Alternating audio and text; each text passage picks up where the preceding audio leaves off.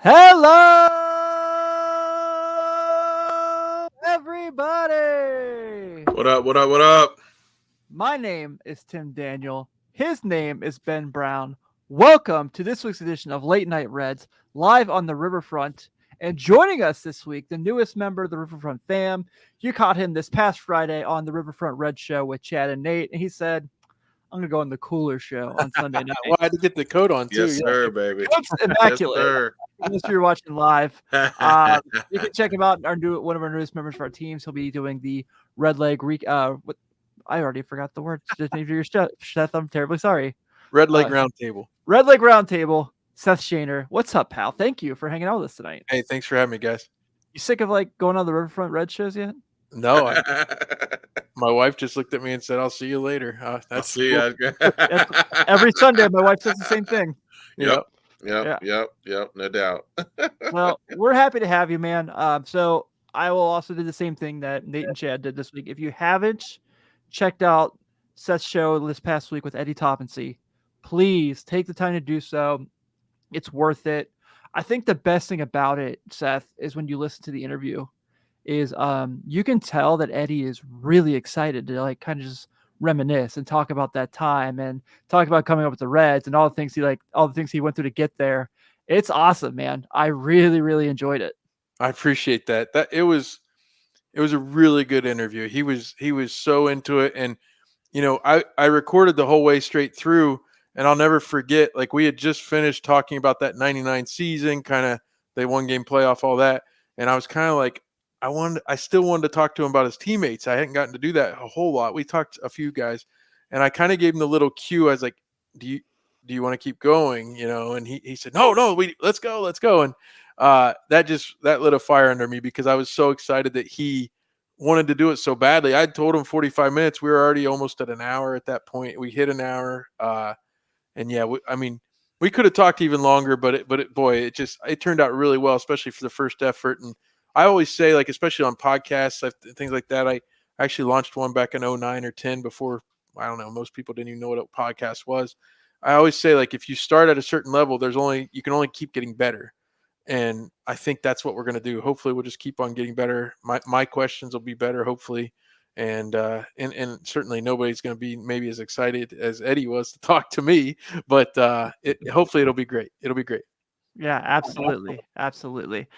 So I also am stuck with the fact that tonight I am here on the podcast with two Buckeyes. Not that I'm an Ohio State hater by any means, not that I'm a Michigan fan by any means, but our two resident Ohio State fans just happen to be on the show tonight. Actually, Seth is Ohio State alum. Yes. So, there it is. take it. That's Ohio Stadium right here behind me here. You see the flag in the back. Okay, there you go. Correctly. Great win today for the women's basketball team. That was awesome. That was something else. And we got the injured Caitlin Clark and all that too. I just saw the video. She charged at that girl. Caitlin Clark. Yeah, come on. That's what I thought. That girl was clearly taking a video. She's not paying attention. And Caitlin Clark ran right into her. She was coming this way, and Caitlin Clark just came right into her. Yep. Yeah, I don't know. That was a charge on Caitlin Clark all day, dude. That means flop. we're going that way. Yeah, she did flop. She did. She hit she hit that Joel Embiid. I'm like, come on. This random girl from Ohio State could not have done that to you, knocked you down, and made you fall over the place. Not at all. Give me a break. Yeah, it was a great game for them. I'm gonna try to go to the Indiana game, I think. Yeah. I got to see Caitlin Clark play, man. She's unbelievable. They set a Big Ten record for attendance. I saw that. She's must-see TV, man. She's definitely must-see TV. So, guys, before we get into the show, I got to tell you, they don't pay me to say this, but I think I've been talking. I quit drinking. I cut back. Not that I was like a pound of beers by any means, but I was like, I cut back on the drinks because I just wanted to kind of, I got a kid now. I want to have a healthier lifestyle. Mm-hmm. I found this company called Athletic Brewing Company. They make these non-alcoholic beers. Really? I'm blown away how good they are. Huh. Shout out Athletic Brewing Company. Yeah, they can sponsor us if they want. They don't right now, but these things are really good, man. This is the Free Wave Hazy IPA. Tastes just like an IPA without the bitter taste at the ends. I'm blown away by it. Well, let's clip this and send it to them and say, hey, yeah. we love you here at Late Night Reds. Yeah, I've got absolutely. I had a Warped Wing cherry vanilla cola for dinner. So There you go. my brother-in-law lives down in Mason. He brought some up at Christmas time. So cherry vanilla cola with real sugar. So Man, Oh wow, so you that's mentioned that. legit. My all-time favorite soda, and I think it was on shelves for like the shortest time, was cherry vanilla Dr. Pepper. okay. It was so good. Like that was like when I was in middle school. So anytime I go to a restaurant that has one of those Coke free machines, like Five Guys or something like that, the first thing I do is click on the Coke. Then I'm like, do they have it? Do they have it? Do they have it? And then like, God bless that cherry vanilla section of that free machine. They probably run out of it while I'm at the restaurant. So, Hmm. but you guys are here to hear us talk about the Reds, and we will get to that obviously. But first, I have to do this because it's the first show since it broke. Everyone, thank you so much helping us out getting to 1,000 YouTube subscribers. That is awesome. We worked so hard for that, not just, between us here at Late Night Reds, Chad and Nate, Joe and Greg at the Bengals show, all this over at Riverfront U. We have been just putting a ton of content together. We're so grateful. Thank you guys for everything. And we got some fun stuff planned this season with the Reds. Ronnie Snyder's popping in to say what's up. He's like, I can't believe this is coming. We got an unbelievable run coming. Ronnie, you're not wrong, my guy. We're going to talk about a lot of that stuff. But just want to make sure we give a thank you to everyone, whether you're a Patreon subscriber or not. And if you're not, you should be. Seth can attest to this. He was one before he became a member of the team. We have a lot of fun there. So it's awesome. Hate to start the show on a little bit of a bummer. But we officially this week got news that Sports Illustrated is no longer going to be publishing and sending stuff out. And Ben, I just realized what shirt you're wearing. You like that? Yeah. I told you I had one. That's awesome. So perfect. Shout out to Cobra. Hey, listen, that was for the 1,000 subscribers, bro. I had to break this out. We're bopping all right. Yeah. Just me and the boys bopping, Yeah, absolutely. But Sports Illustrated is officially not going to be publishing and sending magazines out. And like super bummed, man. It's brutal. And look, I get it. Technology, the way things have changed, but we're all in that age group when like that was, if you had a subscription, you got it every week, it was at your door. And that was how you learned about people. Like that was how we learned about LeBron James. That was how we learned about Tiger Woods. Like that was where you saw people who kind of got raised and like brought to the national attention. Well, that and Sports Center and things like that. But I will never ever forget when I was a kid. I was probably 10, 11. My dad got me a subscription, and LeBron's on the cover, the Chosen One cover. Mm-hmm. I'm like, who is this kid from Akron? Like, why is he on the cover? And I'm reading all about him. I'm like, oh, okay, I guess he's pretty decent. And then I like watch Sports Center and they like got high school basketball highlights. I'm like, oh, I guess this guy's really cool. Next thing I know, I'm ordering pay-per-views to watch St. Vincent St. Mary games. That was the power Sports Illustrated had. I remember so well. I had Sports Illustrated for Kids when I was really young. The trading cards inside it where you could like break them out. Yeah, absolutely. The Dion double cover with the Cowboys and the Reds was one of my favorites. And he was all the trading cards inside the thing in that one. The Michael Jordan exclusives that they put together. Yeah. It was the best, man. And before we get to kind of talking about some of the Reds Sports Illustrated covers, just curious because that's what made me want to be a journalist. Seth, you got a journalism degree. I'm sure Sports Illustrated played a huge part in you wanting to do this. Oh yeah. And I grew up in a rural area of Ohio and we didn't have cable and until I was older and I would get the Sports Illustrated, but in a rural area of Ohio, sometimes the mail doesn't get there just right because you wanted that on Thursday. And talk about how great it was to have Sports Illustrated, but picture getting home, opening the mailbox, and it's not there. And you got to wait at least another day. That was awful. You were mentioning how young you are. I have, and I know we're going to talk about that's awesome. Bro, yes.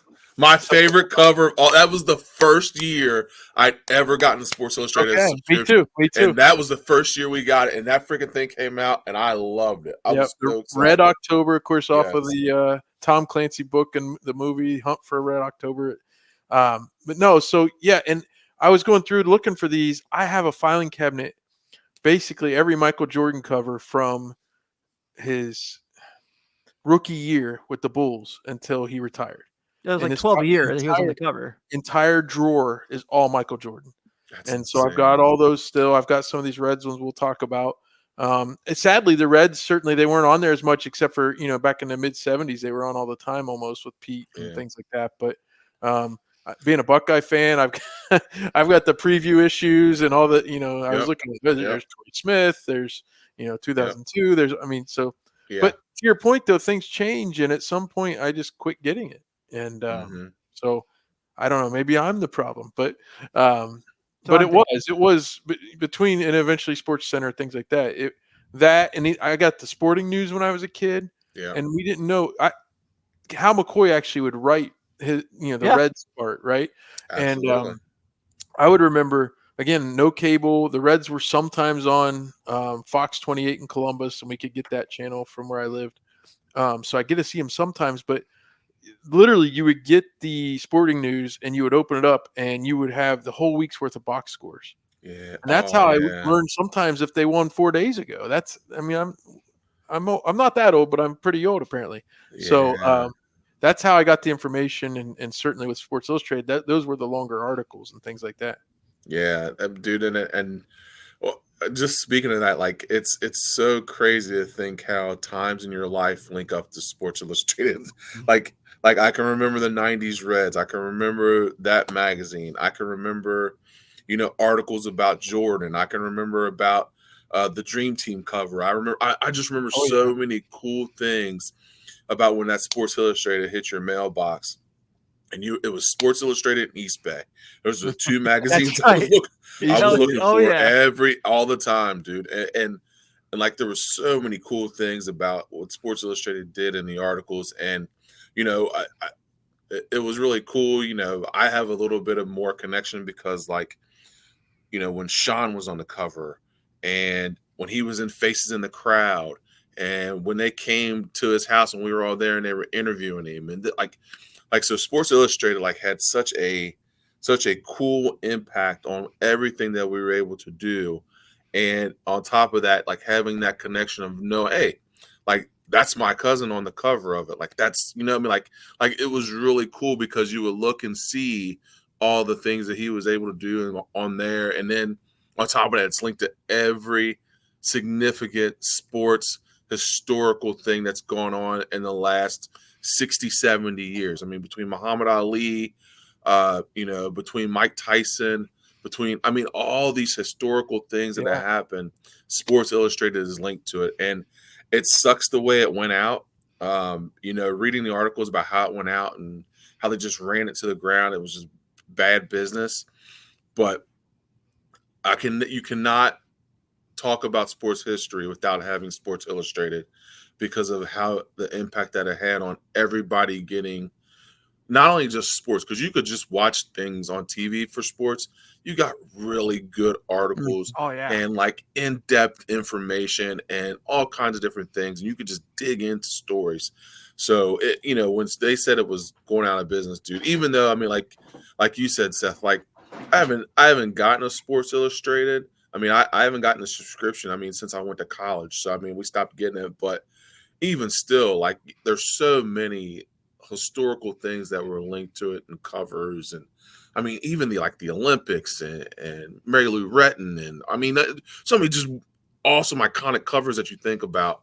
To think that those are not going to be around, it really sucks. Well, one more, the historical side, Magic Johnson's HIV. Yes. Yep. We knew the news by then and all that when it came out, when we got the magazine, but that story, I don't even remember who would have written it, but you just learn so many more details out of those, because even a newspaper article, having been in journalism a little bit, a newspaper article might be 450 words ish, around in there, but we're talking 2,000, 2,500 words or more for these articles. And they can get so much more in depth. And, in fact, I'm a bit of a Tony Kornheiser fan, and he did some freelance work for Sports Illustrated, and I think it was for Sports Illustrated that he wrote a Nolan Ryan piece. And my favorite part of it, and I tried to write a few things like that myself and probably failed, but my favorite part about that type of journalism is they would go immerse themselves, the writers would, with the person.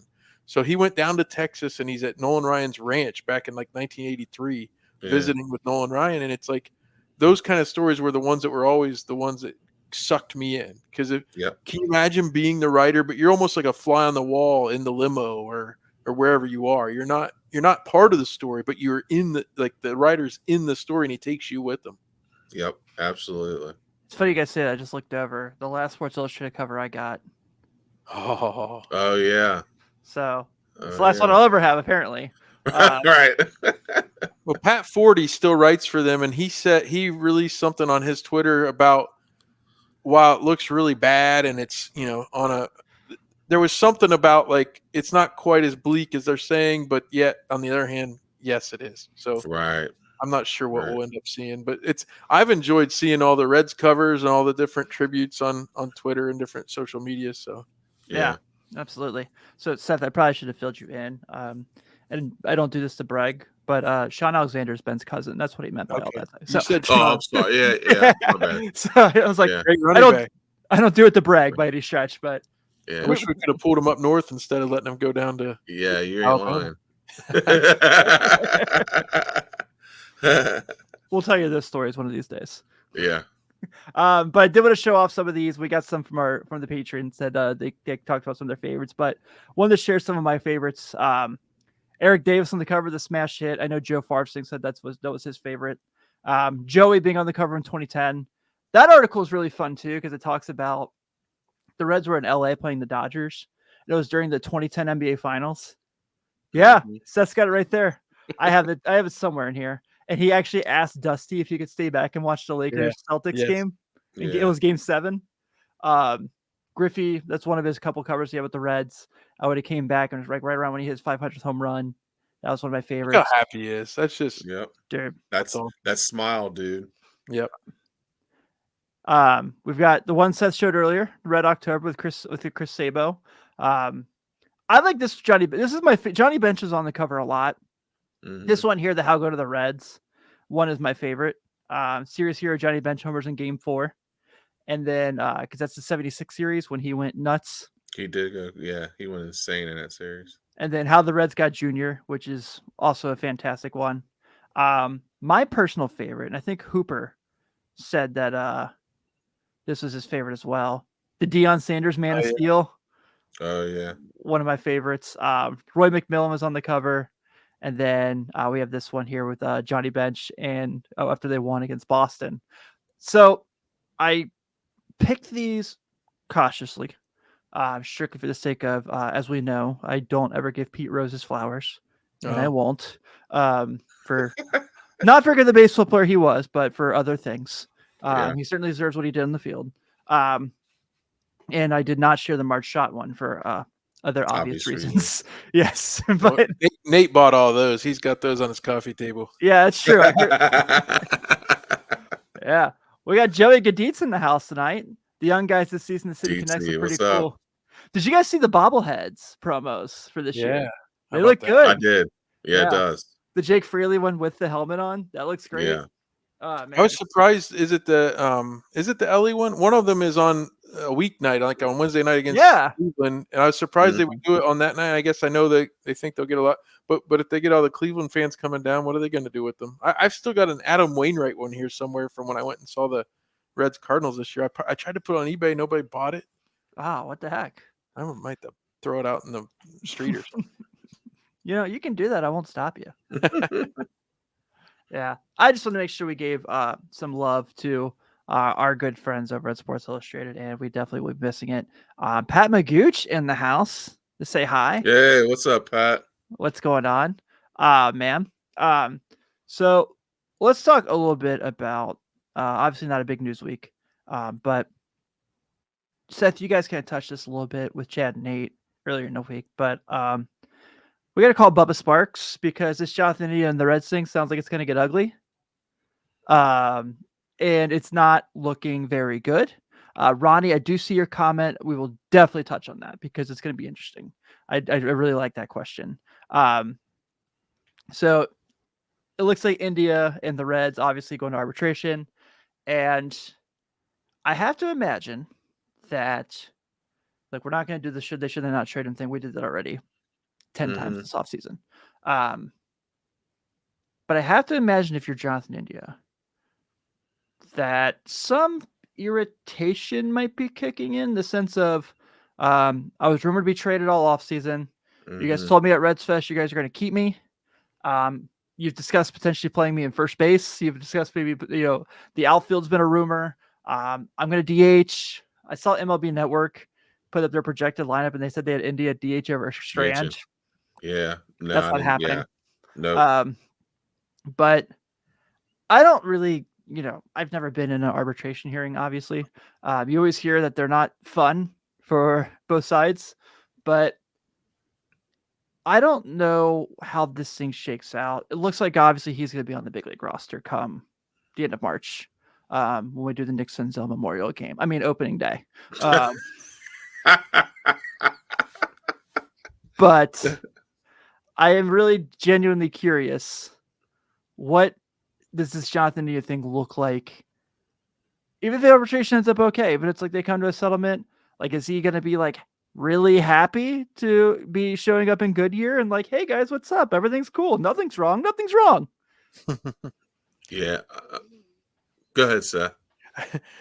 I was a little moved by Chad Dotson's thoughts the other day because he said, hey, 800,000 is not that much. The Reds could have come closer and made a deal. But my feeling was, having grown up through the years and seen how many times years ago the Reds used to go to arbitration all the time. And every one of those guys, even Sean Casey, went, and all those guys talk about how awful it was when you're in the room and you're just getting thrown under the bus by your team you thought loved you. But to a man, and some of them maybe took it personally, I don't know, but they end up realizing it is a business and they just go out and play. Now, the other stuff, if it was any number of these other guys, if Tyler Stevenson would have gone to arbitration instead of him, I don't think we'd be saying anything, right? It just, you're right. Yeah, you're right. Come together, and he didn't have the best season, so maybe they'll work it out, or maybe they won't. But because it's Jonathan India, and because there's reason for us to love him, and I know many of the people that watch this show or listen to this show do. But B, there's so much talent in the same position he plays, any of the positions he can play, including DH. Yeah. So I think the Reds are just being pragmatic about it. And they're saying, we're not going to come to his number, even though it's only, quote unquote, only $800,000, when we have all these other players that can play there. And it's going to get decided. The panel's going to decide it. And the Reds are just as an agreement as the Players Association that once it gets decided, that's what we'll pay him. Yep. And you hit the nail on the head. I don't think the Reds are worried about anything because they've got so much talent in all the positions that he plays. Yeah. So like whatever arbitration decides is what it's going to be. And we're going to go from there.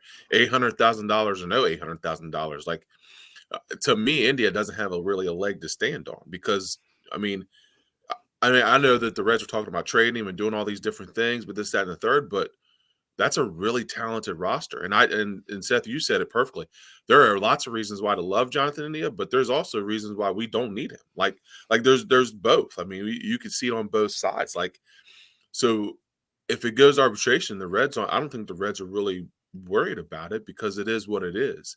I just don't think it's something where it's going to be too crazy. Now, the only way it'll get crazy if it's on India's side. I mean, that's the only way. I mean, the Reds it is what it is. I mean, but they can still trade him then anyway. I mean, correct, and they can get rid of him. They can get rid of him if he's not happy. They can get rid of him if he becomes, if he becomes a problem. They can get rid of him. They can trade him. They can, do whatever. I mean, he really has no leverage. I mean, but this team is so together last year, and now that Joey Votto's likely gone, which is I don't want to even think about, but India is the leader. He's the elder statesman, as young as he is, and so I mean, his teammates may pick him up if he loses the thing and he ends up $800K lighter. They could pick him up, and it could be a rallying cry, or who knows? But if he would have followed up his Rookie of the Year with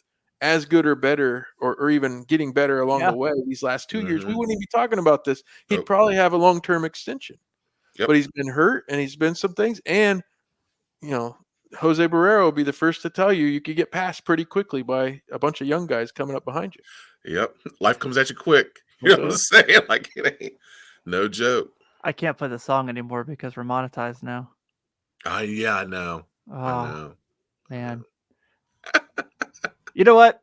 Just pretend it. Just Let's do it in your mind. Let's see what happens, right? Oh gosh.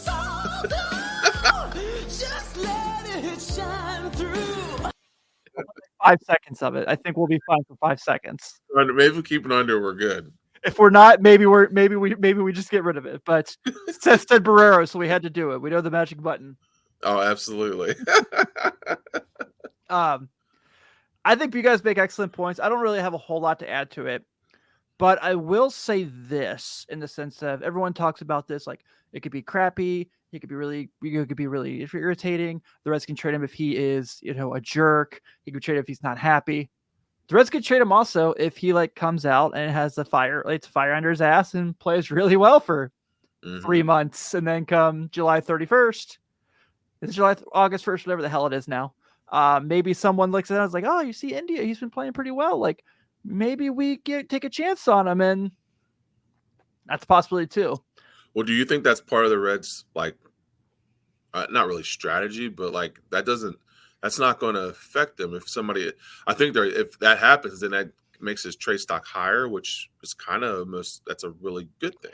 Yeah, you're taking a chance if you right. Yeah, and I could be way off here for sure. It wouldn't be the first time, won't be the last, but that's certainly in the realm of possibility. There's also a world where he comes out and he hits 220. His on base percentage is under 315, and it's not very fun because he doesn't get enough at bats. So especially, did you guys see Matt McLain was voted the number 6 second baseman already in baseball from MLB Network? Yeah, and I think I missed that. He played 20 games at second base.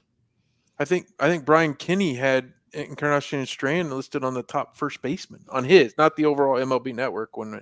But I was like, whoa, okay. And especially with the Reds, I feel like the Reds have a bunch of Ben Zobrist now where they all just get shuffled around, and it's hard to say, hey, you're a first baseman or you're a second baseman.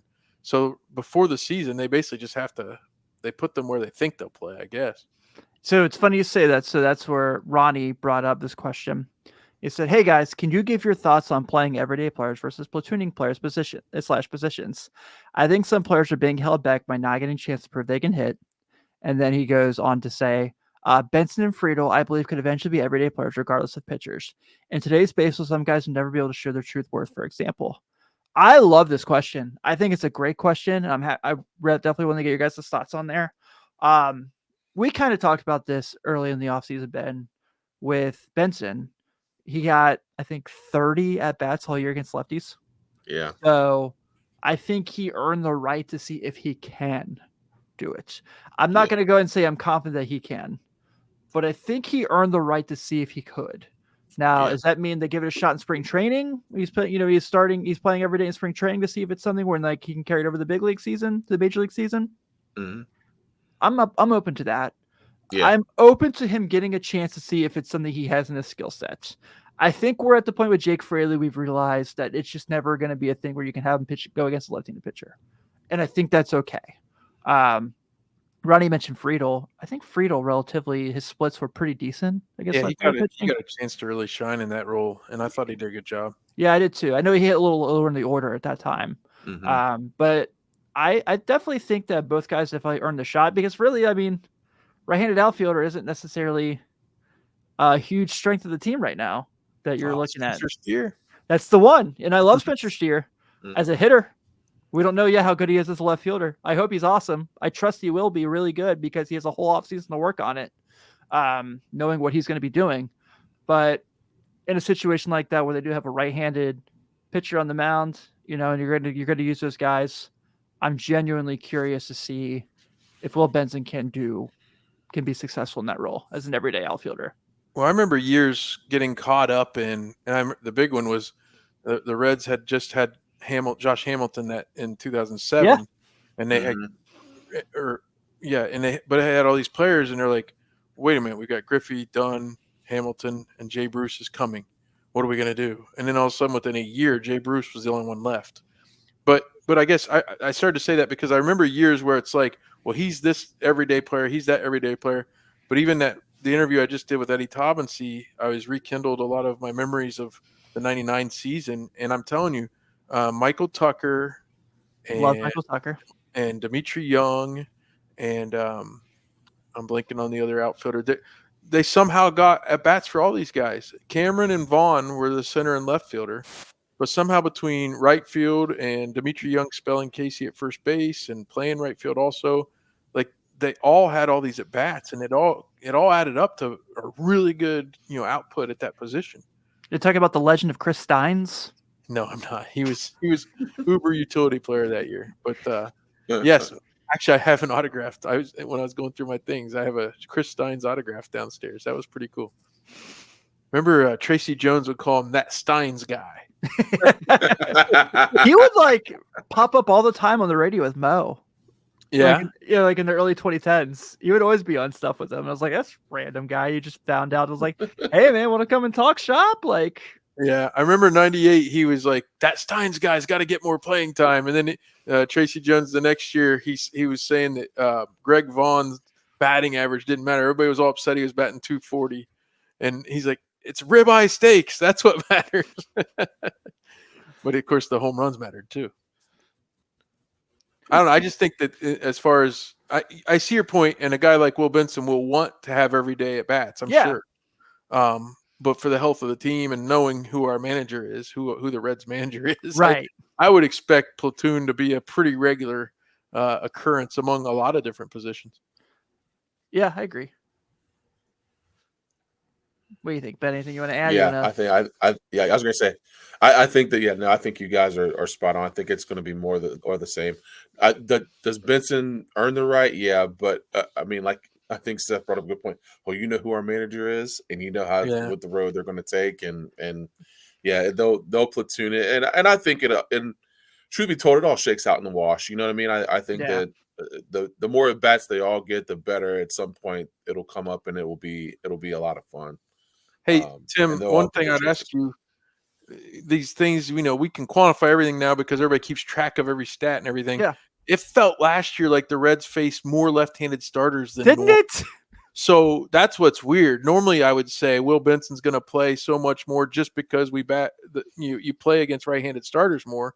And then as the game goes along, maybe somebody pinch hits for him or whatever. But I felt like every series, it's like one or two left-handed starters. It just felt really weird. Yeah, you're right. It definitely felt that way. I think that's really, really fair point. You guys, your conversation with Tob and see every day is a field trip with this comment here. I don't know. Can we just talk about the 99 team? Can we have some fun for a second? Like, let's do it. Oh my gosh, man. What a fun summer that was. Man, like Mike Cameron, loved Mike Cameron, was one of my favorite players in Reds history. He was only here for a year. I went to so many games that summer. I was 9 going on 10. Yeah, because I turned 10. My birthday's in July. And so my dad and I, we lived in Bellevue. So we would always just walk the bridge and go to games. And I just always remember that team always being like, they'd be down like 8-4 in the 9th. And they would find a way to crawl back in the game all the time. It was just the best. So like you doing that, like having that conversation, it just gets me like, and anytime someone brings up that team, and I just get so nostalgic and I feel so excited. And also that was the year they debuted those uniforms that did not last very long. Well, they actually they put the black T-shirt and hat because they were winning on the road so much. The original deal was that the red T-shirt and the red hat with the black bill was going to be the home uniform, and then the black T-shirt underneath the vest and the black hat would be the road. Well, they were winning so much on the road that they started wearing the black at home. And they rarely, if ever, wore the red at home anymore. And it was, people don't like the black, I get it. But I at the time, I've got the Pokey Reese vest jersey hanging upstairs. That team. So I was 11 in 1990. I will never forget it. I loved every minute of it. For some reason, a friend of mine at school was a Mark McGuire guy and loved the A's in Southeast Ohio. And I called him the first time I ever trash talked a kid was when I was 11 years old. Eric Davis hit the home run. and the phone could not have been off the hook faster. I'm yelling at my buddy. We're 11. I'm yelling at him. Did you see it? Did you see that? And of course they went and loved it. Loved every minute. Loved the 95 season. I got to go to more games in 95 being in high school and that sort of thing. But the 1999 season, again, my hometown was 3 hours away. Columbus around 2 hours. We went down I-71 so many times that spring and summer, and it was just so much fun. And you're right that I remember getting into the ballpark one night, and I think I shared this with Thomas. I'm telling you, I think it was JD Drew hit a line shot, and it was the only hit of the game, and they got him out at second trying to stretch a single into a double. And Ron Vallone, of all people, one hits them the rest of the way to like the 8th inning. Oh, is that game? Danny Graves or Williamson locks it down. And I mean, the night that Randy Johnson pitches and Dimitri Young hits a home run, it's 1-0. The Reds win 1-0 against Randy Johnson. I mean, there's so many of those types of games where a guy came out of nowhere and did something and just was amazing. You remember the Colorado and they won like 26-4, 25-12. Yeah. Yeah, actually, Jeffrey Hammonds had like 3 home runs, I think. Yeah, that's the night. That's the one Eddie Taubensee said. He goes, "Yeah, I didn't get to play that game," but then he said it happened because it was a day game after a night game, and he said sometimes you're given a day off as a catcher, as the regular catcher.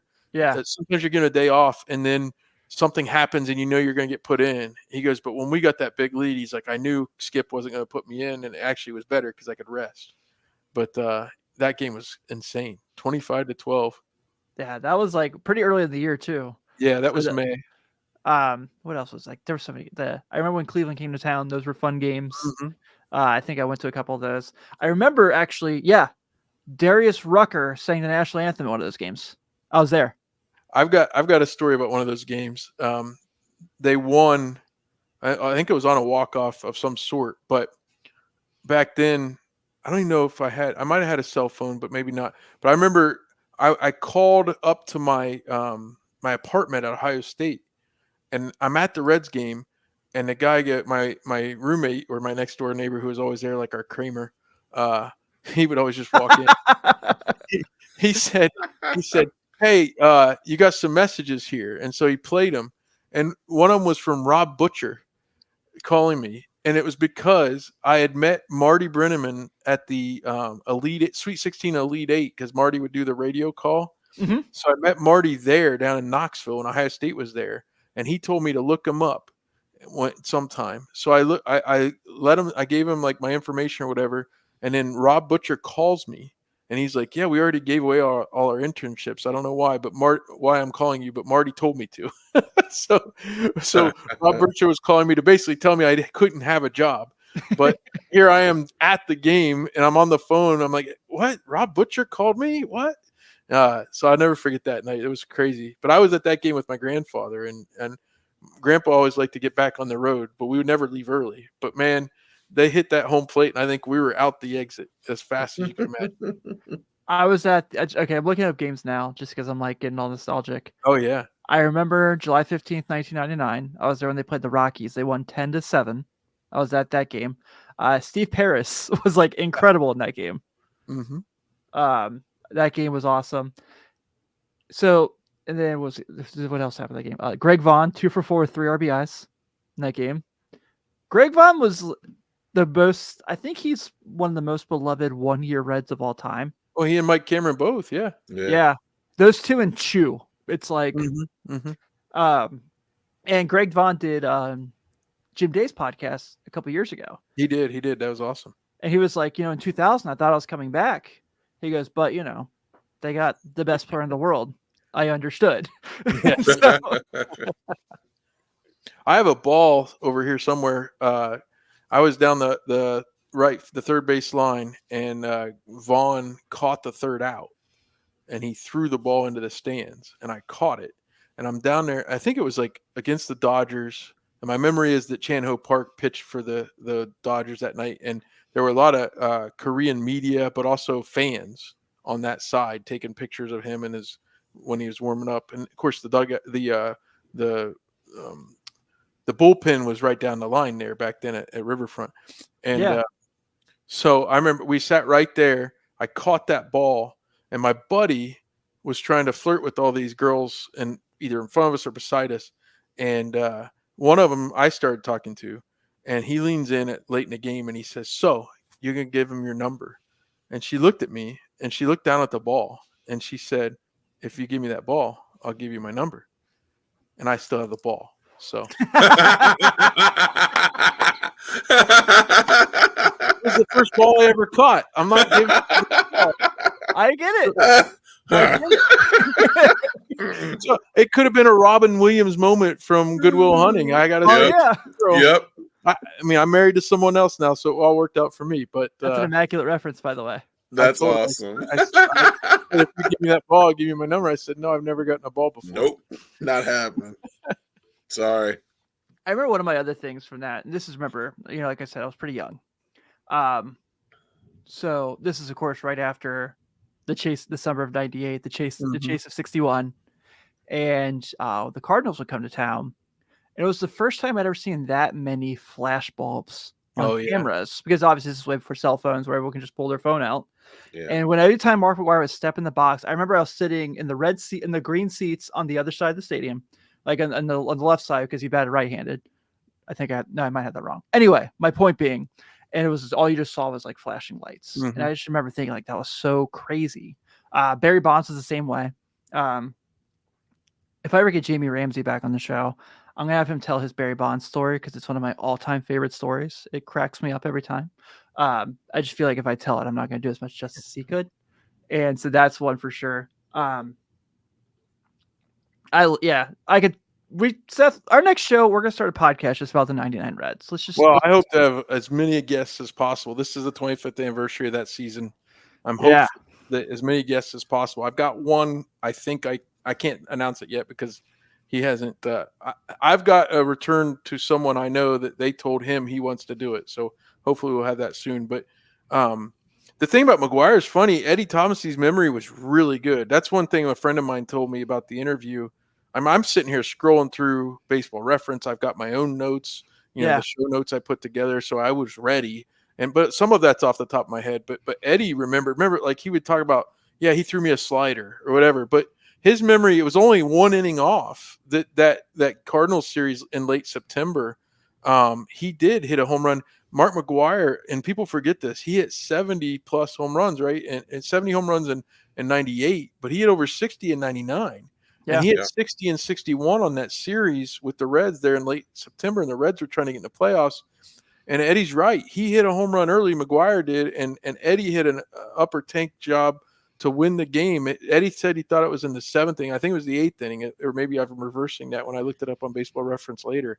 But I don't know, golfers can do this too. You can remember exactly what club you hit, all that stuff. But for Eddie to remember, that guy, and he remembered who started the game in the Phillies game when they hit 9 home runs. He knew exactly who it was, and it was Paul Bird. But he wasn't looking at anything. I could tell that was off the top of his head. Yeah, Paul Bird started that game. I hit 2 out. And I'm like, okay, all right, we'll take it. It's that catcher's mind, I guess. Yeah, I remember Brian Johnson being part of that team, and then him later in life not being a very likable human being from interviews he's done. So that was disappointing, because at the night, all those guys were cool to me when I was a kid. I was like, they all played for my team. I liked them all. So that was a bummer. But yeah, I can find pockets of nostalgia anytime we want to talk about those teams. I'm happy to do so.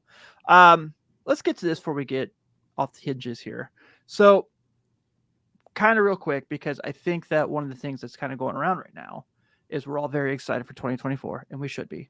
With all these young guys, everything happening, this is going to be a lot of fun this summer, and we're going to see these guys who came on last year continue to grow and build this thing and build this group, and I really am excited about that. But I'm trying to figure out how to have expectations that are realistic and not like, everyone's going to win the MVP and they're going to go 152 and 8. And 152 and 10. And like, just kind of be like, all right, like it's going to be fun. They're going to be good, without like World Series or bust, because it's certainly not the case. But Elly De La Cruz is like really fascinating to me, not just for the fact that he's, unbelievably talented, but I feel like it's like really difficult to kind of put like quote unquote realistic expectations for a successful season on him. And what I mean by that is, do I think he's significantly better than he was when he hit that wall last year? After yes, I really do. Do I think he is as good as he was when he was hitting for cycles and having multi home run games? Probably not, but pretty close if he hits his ceiling. I think if he hits the ceiling, he's switch hitting Julio Rodriguez, and that's pretty fascinating to say. So I looked at Fangraphs, and for those who are watching on YouTube, thank you for doing so. There are projections for him next year. Look, so this is what he did last year. 98 games, 427 at bats, 13 homers, 235 batting average, 300 on base, 410 slugging, 84 weighted runs created plus, 1.7 WAR. Again, really, really rough couple months when there was film on him and he didn't have a whole lot of time to adjust. 2024 projections are 130 games. I certainly think he'll play more than that. 560 at bats, 21 homers, a 246 batting average, a 311 on base percentage, a 442 slugging. So that's right over a 750 OPS, which is league average. 96 weighted runs created plus, and 1.9 WAR. So, guys, I ask you, is that enough? Are people going to be happy with that, seeing the progression? Or is it going to be like, we thought he was going to be the greatest thing to ever walk the universe and we're pissed off?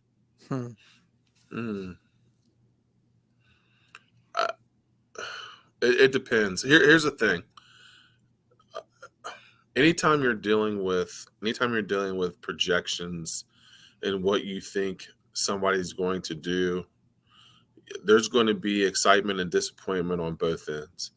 So I think Elly will play better than he did last year, but I think it's hard for us to harness those expectations, because we see the talent. Like we see the talent. We see what he's able to do. We see the speed. We see his ability. We see him hit balls to the moon. We see him, we've seen him do all these things. So it's hard for us to kind of harness our excitement for what he's going to be. The realistic part of my brain says that he's going to be better, but there's still going to be struggles. What is he, 23? 22. 22? Yeah. I mean, he's 22 years old, and he's playing against some of the best athletes in the world, best players in the world. So there's going to be struggles. But I can't say with his skill set and the thing that he's able to do that he's not going to get better. And that's the fun part about it. Like Miguel Cabrera wasn't automatically Miguel Cabrera when he came into the league as a 19-year-old kid. Miguel Cabrera hit his stride 10 years, 6, 7, 8 years into the league when he started becoming MVP and being able to hit the ball and see. So it's a progress thing. So do I think that he's going to be the ball? Yes, Ronnie. absolutely, Ronnie, absolutely correct. But we have to be able to be realistic about his progress. But I do think his progress will be significant, because I think that he is too skilled of a player for it not to be. Long story short. Well, I think part of it is last year, from the time he started, and I think he had an injury very early, right, in AAA. Mm-hmm. Mm-hmm. But from the time he finally got on the field to the end of the season as a big leaguer, that probably was more baseball than he's ever played. Yeah. In a long stretch like that, especially from June through the end of the season with the big league club, seeing things he'd never seen before.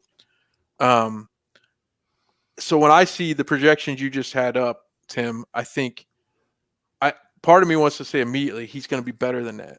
Okay? Me too. I just can't imagine. Now, he might only hit 246, but I think he'll get on base more. And I think he'll hit for a little more power. I don't know if that means more than 21 home runs, but I think his slugging will be better. But just remember also, even though the month of September and even maybe most of August was really rough, every 3 or 4 games, he still did something to impact the team that nobody else in the planet can do. And so that's where, if you just turn a blind eye to the numbers of a 22-year-old playing in the big leagues after having a 6-inch growth spurt 3 years ago. I mean, Right. it's so ridiculous. People talk about like Ohio State center Okpara and how he just got to the United States 3 years ago. And I'm not. The two don't compare. Elly's such a better athlete, but like, he never held a basketball in his hand until really a few years ago, and now he's playing D1 college basketball. We see this happen in basketball quite a bit, where somebody comes over and hey, you're tall, go play, right? But Elly is doing things often that we just don't see. The steal of home, like I referenced with Chad and Nate the other night. I was at that game in St. Louis when he scored from third on a grounder to the second baseman or shortstop on a drawn-in infield. I mean, it just doesn't happen. I remember one time Dion, when he played for the Reds, tagged up at third. He looked at Ozzie Guillen, who caught a pop-up at shortstop, and Ozzie nodded at him like, yeah, try it. And Dion tried it, and Guillen threw him out. I remember watching that play, and it's like, Dion's fast, but Elly... It's so we need to just enjoy it, but also he's going to help the Reds win, even if his numbers as a 22-year-old don't stack up to the Herculean heights that we thought he would be. So to put in context right now, looking at FanDuel for their futures, here's one thing I can count on for sure with Elly De La Cruz. Over/under stolen bases, 39.5. He's getting 50 bags this year. He's getting 50 bags. Yeah, I think so. Yeah. 50 bags is a no-doubter. Yeah. The game changed this past year, right, with the rules. I mean, yeah, exactly. Imagine Billy Hamilton in this game. Like, right.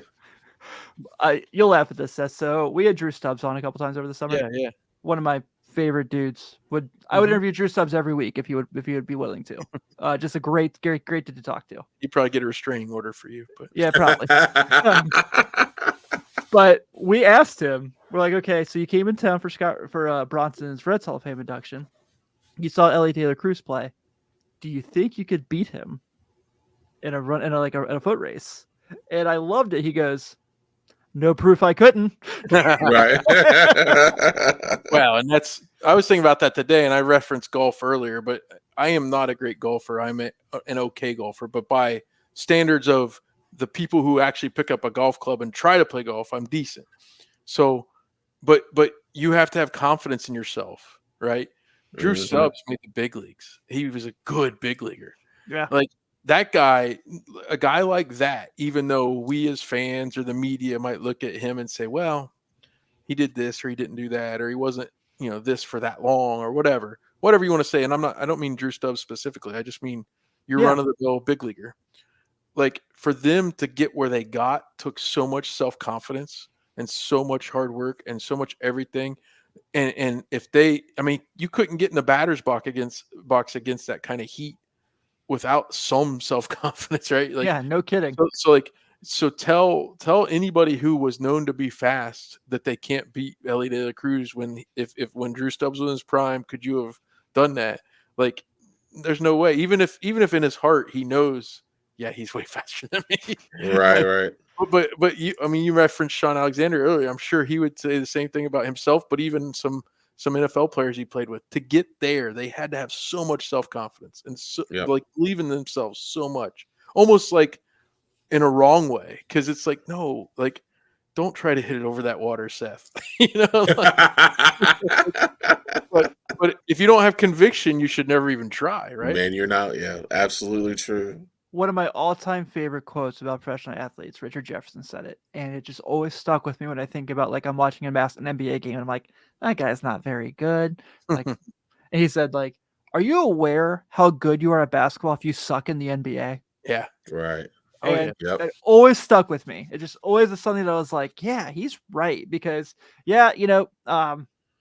Cameron Payne might not look too good in this Milwaukee Bucks Phoenix Suns game, but if Cameron Payne goes and plays at the YMCA, it's a whole different story. Right. Mm-hmm.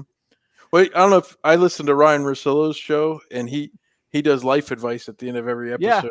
And the guy will write in and say, oh, poor man's Andrew Bogut, or whatever. And it's like all the guys who can't really play say they're a poor man's like really good player. And Yeah. meanwhile, recently, an actual D3 college basketball player, a kid who played college basketball 15, 20 years ago, wrote in, and his comp was way lower.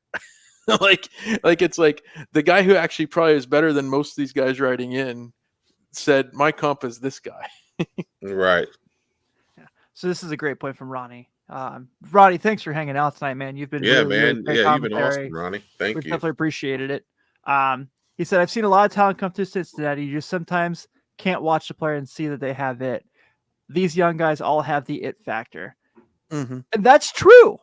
And that's Yeah. also frightening because it means that like something like if all these guys don't like hit the thing that we think they're going to be, it's not a bad thing. It's not a problem because there's 4 other dudes. So Hey, you were talking earlier about, India and all the things, but then we also talk about these young guys. Is the new GM technically under Crawl? Is it Brad Meter? Is it?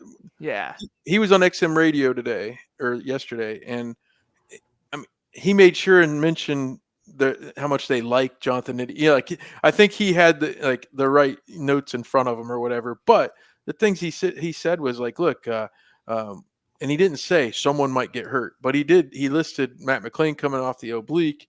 He listed one of the other guys having some sort of strain or injury or something like that. And he's like, so yeah, we probably have too many infielders, but he said, all this stuff is going to work out. And so it will, whether it be an injury or whether it be somebody struggling or even whether it be a trade, it's going to work out. I'm not that worried about that end of it. Yeah, I agree. Well, guys, I think we can go ahead and call this episode of Late Night Reds. Thank you all so much for hanging out. As always, we definitely appreciate it.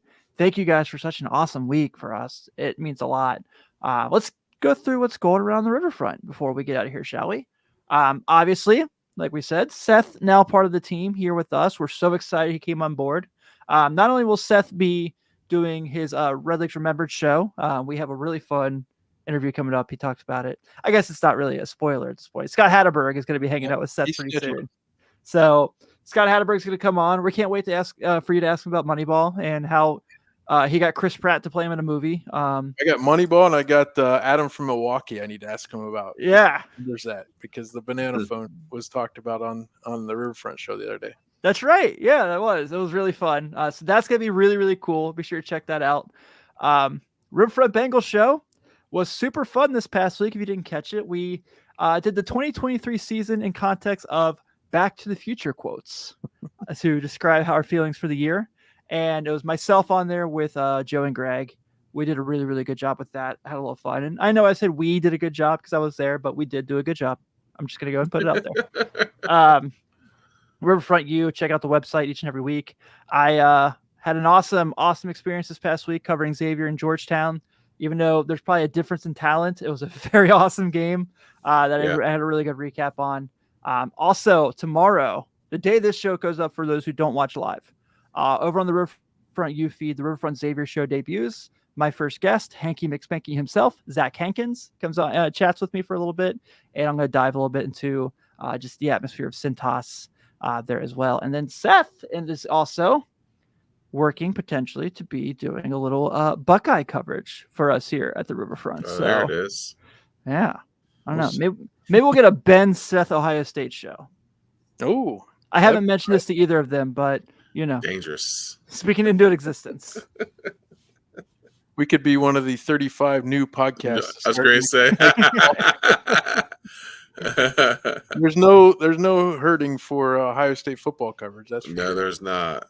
No, it's like all everyone's like, I got a Yankees podcast. You're like, oh, good for you. Right. Yeah, I mean, we met the other day, and I don't know if any of the guys in the meeting were tired of it, but I was like, honestly, the Ohio State media cut the beat. 70 guys show up on a random Tuesday just to talk to Ryan Day. I mean, it's a large contingent. Yes, it is. Yeah, it absolutely is. But yeah, if you are looking to join us on YouTube and if you're here today and haven't subscribed yet, please do. If you are listening to us on your podcast app of choice, please be sure to give us a nice solid 5-star review. Check out all the shows on the Riverfront. We give you a ton of content each and every week. Go to riverfrontcincy.com to not only check out our college sports coverage, but maybe, buy some merchandise. We got some on that on there as well. So on behalf of Ben, on behalf of Seth, This is Tim Daniel. Have a good week, everyone, and we'll be back next week.